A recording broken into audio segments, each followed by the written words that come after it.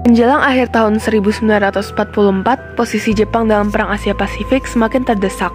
Daerah jajahannya satu persatu jatuh ke tangan sekutu. Untuk mencari dukungan, Jepang memberikan janji kemerdekaan pada bangsa-bangsa yang didudukinya, salah satunya Indonesia, pada tanggal 7 September 1944. Berkaitan dengan janji kemerdekaan tersebut, Jepang membentuk Badan Penyelidik Usaha-Usaha Kemerdekaan Indonesia pada tanggal 1 Maret 1945. BPUPKI terdiri atas 63 anggota dan diketuai Dr. KRT Rajiman Medyudiningrat. Dalam aktivitasnya, BPUPKI mengadakan sidang sebanyak 2 kali. Sidang pertama BPUPKI dilakukan pada tanggal 29 Mei sampai 1 Juni 1945. Sidang ini membahas tentang rumusan dasar negara Indonesia.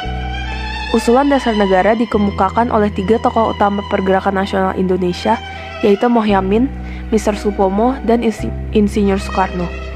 Rumusan yang dikemukakan dapat dilihat di layar, yaitu sebagai berikut. Rumusan 5 sila dasar negara yang dikemukakan oleh Soekarno pada 1 Juni 1945 dinamai dengan istilah Pancasila. Hari itu ditetapkan sebagai hari lahirnya Pancasila. Usulan-usulan tersebut pada akhirnya diolah kembali oleh Panitia 9 yang diketuai Insinyur Soekarno. Pertemuan Panitia 9 menghasilkan rumusan dasar negara yang disebut Jakarta Charter atau Piagam Jakarta pada tanggal 22 Juni 1945. Sidang kedua BPUPKI membahas tentang rumusan Undang-Undang Dasar Negara dan bentuk negara. Mengenai bentuk negara, hasil kesepakatan peserta sidang adalah republik. Selanjutnya, BPUPKI membentuk panitia kecil yang beranggotakan 19 orang untuk mempercepat kerja sidang. Panitia ini bernama Panitia Perancang UUD yang diketuai Insinyur Soekarno. Panitia ini menyepakati Piagam Jakarta dijadikan sebagai inti pembukaan UUD. Panitia Perancang UUD juga membentuk panitia lebih kecil beranggotakan 7 orang yang diketuai oleh Supomo untuk merumuskan batang tubuh UUD. Pada tanggal 14 Juli 1945, Panitia Perancang UUD melaporkan hasil kerja panitia, yaitu sebagai berikut. Dengan demikian, Panitia Perancang UUD telah selesai melaksanakan tugasnya, dan pada tanggal 16 Juli 1945, BPUPKI menerima dengan bulat naskah Undang-Undang Dasar yang dibentuk Panitia Perancang UUD. Pada 7 Agustus, BPUPKI dibubarkan dan kemudian dibentuklah Panitia Persiapan Kemerdekaan Indonesia. PPKI ini diketuai oleh I.R. Soekarno, Mohatta sebagai wakil, dan Mr. Ahmad Subarjo sebagai penasehat. Anggota PPKI berjumlah 27 orang. Tugas utamanya adalah mempersiapkan segala sesuatu yang berkaitan dengan keperluan pergantian kekuasaan dari pihak Jepang kepada bangsa Indonesia. Pada tanggal 9 Agustus 1945, Jenderal Terauchi memanggil 3 tokoh nasional, yakni Insinyur Soekarno, Muhammad Hatta, dan Rajiman Medyudiningrat ke Dalat, Vietnam untuk menerima informasi tentang kemerdekaan Indonesia. Pada pertemuan tersebut, 3 tokoh ini diberitahu bahwa pelaksanaan kemerdekaan dapat diselenggarakan dengan segera dan wilayah Indonesia adalah seluruh daerah bekas jajahan Hindia Belanda. Setelah kepulangan dari Vietnam pada tanggal 14 Agustus 1945, Hatta disambut oleh para pemuda dan mereka menemui Soekarno di rumahnya. Para pemuda yang diketuai Sultan Syahrir mengusulkan kepada Soekarno agar kemerdekaan di Indonesia dilakukan tanpa melalui PPKI. Soekarno menolak. Ia berpendapat bahwa kemerdekaan harus dilakukan sesuai prosedur maklumat Jepang, yaitu pada tanggal 24 Agustus 1945. Mereka beralasan bahwa meskipun Jepang telah kalah, namun kekuatan militernya di Indonesia harus diperhitungkan demi menjaga hal-hal yang tidak diinginkan. Perbedaan sikap ini mendorong para pemuda kembali berunding pada pukul 24.00 menjelang 14 Agustus 1945. Rapat itu dihadiri oleh 6 orang dari golongan pemuda. Hasil perundingan itu menyepakati untuk membawa Soekarno-Hatta keluar kota dengan tujuan menjauhkan mereka dari pengaruh Jepang. Selanjutnya pada 16 Agustus 1945 pukul 4.30, Soekarno-Hatta dibawa para pemuda ke Rengas Dengklok, Karawang, Jawa Barat. Setelah didesak oleh para pemuda, Soekarno-Hatta tetap teguh pada pendiriannya. Di tengah suasana tersebut, Ahmad Subarjo datang beserta sekretaris pribadinya Sudiro pada pukul 17.30 WIB. Ahmad Subarjo memberitahukan kebenaran menyerahnya Jepang kepada sekutu. Mendengar berita itu, Soekarno-Hatta akhirnya bersedia memproklamasikan kemerdekaan RI di Jakarta, dan para pemuda pun melepaskan mereka.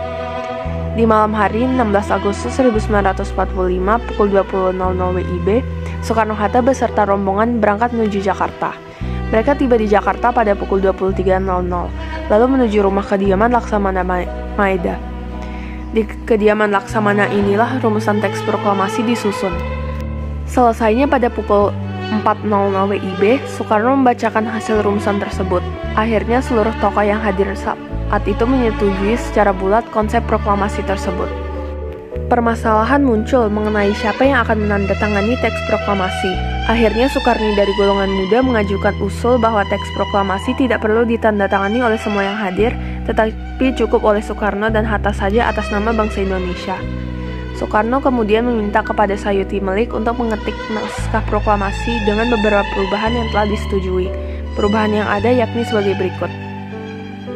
Selanjutnya, Soekarno mengusulkan agar pembacaan proklamasi dilakukan di Jalan Pegangsaan Timur nomor 56 Jakarta, dan penetapan waktu upacara pembacaan proklamasi kemerdekaan yaitu pada tanggal 17 Agustus 1945 pukul 10.00 WIB. Dengan begitu, kesepakatan ini menutup pertemuan tersebut. Pada tanggal 17 Agustus 1945, sejak pagi halaman rumah Soekarno sudah dipenuhi massa menjelang pembacaan teks proklamasi. Tepat pukul 10.00 WIB, upacara proklamasi kemerdekaan Indonesia dimulai. Proklamasi.